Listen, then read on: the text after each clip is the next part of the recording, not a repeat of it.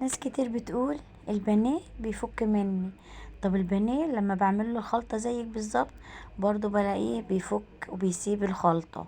طيب ايه الاسرار وايه التركات اللي هتعمليها وتخلي البانيه ماسك الكفر بتاعه وما يسيبش منه، كمان يطلع معاك اللهم بارك جميل كده وشكله ذهبي الجميل، وكمان طعمه لذيذ جدا جدا.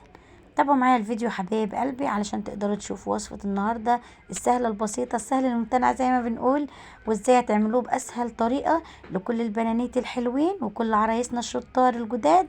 يلا بينا وصلوا على رسول الله عليه أفضل الصلاة والسلام.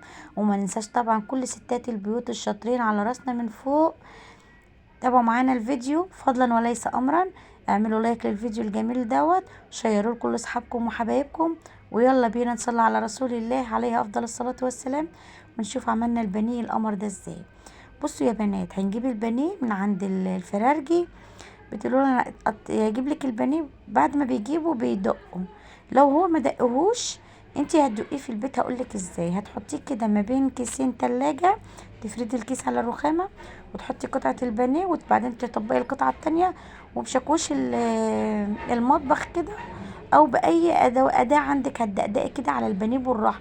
مش تدقدقي تهريه وتقطعيه، لا بالراحة خالص كده، حاجة حساسة كده. بمعنى انت تفرديه بس تخليه رقيق شويه. هقولك عندك ايدي الهون، عارفين ايدي الهون؟ مفيش عروسه داخله من غير هون. هتجيبي ايدي الهون وتبداي تدقدقي كده بالراحه على البانيه لحد ما تفرديه. اللهم بارك، بتكون القطعه صغيره، لما بتفرديها بتفرد معاك وتديكي حجم اكبر. كمان لما بتيجي تسويه بيكون طعمه حلو، ما يكونش شادد في الطعم ولا حاجه. طب خلطه البانيه هنعملها ازاي؟ هقولك بكل بساطة. هنجيب حبيتين من الطماطم هنقطعهم مكعبات، حباية كبيرة من البصل برضو مكعبات، ومعايا قرن فلفل حار خدت نصه، ومعايا 3 فصوص من الثوم الفريش، ونص ليمونة. طيب ده الكمية اللي انا عملتها دي على حسب نص كيلو بانيه. تمام. تمام. عندنا بقى التوابل انا هقول لكم عليها. التوابل بتاعتك هتضيفي ملح وكمون وكزبرة وبابريكا وكركم، وكمان الدقه اللي احنا متعودين عليها. ويا سلام بقى على معلقه سحريه هقولك عليها تخلي طعم البانيه في حته تانية خالص. طيب قبل ما انسى البيضه، ايوه هنضيف بيضه على الخليط ده يا بنات.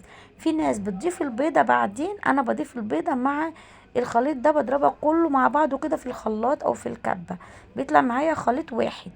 طيب في ناس بتعمل الخليط لوحده التتبيله لوحدها والبيضه بتربها كده على جنب، وبعد ما تيجي تحمر البانيه بتضيفه للخليط وبعدين في البيضه وبعدين تحطه في الزيت. لا الخطوه دي جميله جدا جدا وهتسهل عليكي كتير. ان انت هتضربي الخليط كله مع بعضه التتبيله بتاعه البانيه، وهتضيفي عليها كمان البيضه، تضربي كله في الخلاط مع بعضه.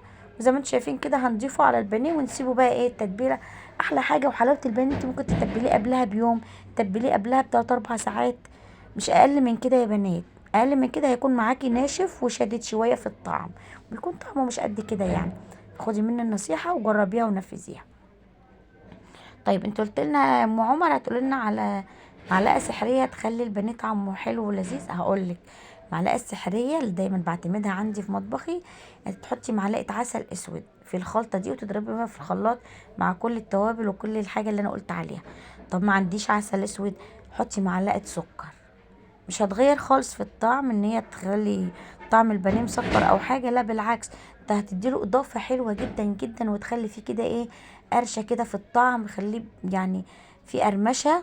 وكمان بتعادل الطعم، بتوازن الطعم بمعنى اصح. طيب انا حطيت معلقه العسل الاسود او حطيت معلقه السكر. هقولك معلقه العسل الاسود او السكر بديل الدبس الرمان يا بنات، فاهمين؟ تمام. طيب هنخش بعد كده على المواد الجافه اللي هي تتبيله البانيه هنعملها ازاي.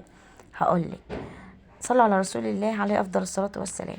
هنجيب الدقيق اي كميه بقى، قلتلك حسب الكميه اللي انت تستخدميها في البانيه. انا حطيت كده حوالي 5 6 معالق من الدقيق وحطيت عليهم معلقه كبيره من الكركم، اساسي في وصفه النهارده الكركم او الكاري. تمام. وهنحط برضو كمون وكزبره وفلفل اسود وملح او دقه. طبعا دي تتبيله كده بتعزز الطعم، وكمان لما بنيجي نلت فيها البقسماط او بنقلبه فيها، قصدي سوري معلش، البانيه بيكون طعمها حلو خالص. تمام. طب كده انا حطيت دقيق عشان نكون متفقين مع بعض في المكونات وما نتوهش من بعض. حطينا دقيق، حطينا كركم، حطينا توابل عبارة عن ملح وكمون وكزبرة وفلفل اسود. تمام كده. طيب المعلقة السحرية اللي هنحطها وتخلي برضو الكفر بتاع البانيه متماسك ما يفكش مننا. وحاجة تاني هقولك عليها واحنا بنتبل البانيه قبل ما نحطه في الزيت، هتعملي ايه ايه الحاجة اللي هتخليه برضو ما يفكش معاك. كده برضو انا حطيت 4 معالق من البقسماط. في ناس بتكتفي بالبقسماط بس يا بنات، لا، حطي كل اللي انا بقولك عليه دوت، صدقيني مش هتندمي، هتجربيها وتعتمديها دايما في مطبخك. المعلقه السحريه اللي هقولك عليها، هنحط نشا. ايوه، نحط معلقه كبيره من النشا، النشا الذره او النشا اللي بنعمل بيه الرز بلبن والمهلبيه وكده طبعا، نشا الذره. هنحط معلقه كبيره ونقلب بقى كله مع بعض، البقسماط مع الدقيق مع النشا مع التوابل، ونديله كده تقليبه حلوه تماما. عايزه اقول لكم الخلطه دي انا بحتفظ بيها عندي في التلاجة في برطمان جاهزه، جميله جدا يا بنات. ممكن اقول لك على حاجه، ممكن تستعمليها للبانيه، وممكن تستعمليها للفيليه السمك، وممكن تستخدميها للسمك المقلي. انا ممكن بقلي بيها سمك، يعني لو مش متاح عندك مثلا دقيق كده واتزنقتي في وقت معين ومش موجود عندك دقيق ان انت تلتي فيه السمك كده وبنحمره، ممكن تستخدمي التتبيله دي. انا بعملها بقولك في برطمان وبحطش لها في باب التلاجة، جميله جدا اللهم بارك. طيب الخطوه اللي انا قلت لكم عليها اثناء لت الفيليه في البقسماط او في الخليط دوت، اهم حاجه الضغطه دي يا بنات، الضغطه دي ان انت تضغطي بكل ما عزمك كده على قطعه البانيه. تمام.